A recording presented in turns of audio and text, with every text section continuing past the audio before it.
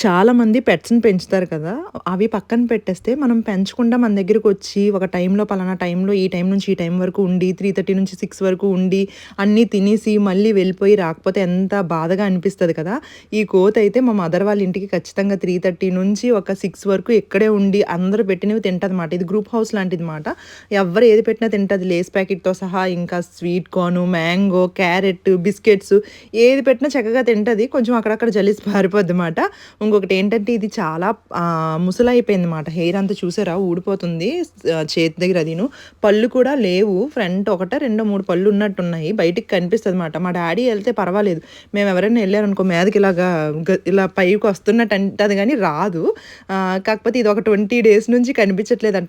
రావట్లేదంట. మా మదర్ "ఏటి రావట్లేదు, కోతి రావట్లేదు, రోజు వచ్చేది రావట్లేదు ఏంటి" అని. అంతే కదా! ఏదైనా మన ఇంటికి అంటే రోజు వచ్చి చూసేది ఏదైనా రాకపోతే మనం ఎంత ఫీల్ అవుతూ ఉంటాం గదా! నాకైతే అలాగే అనిపించి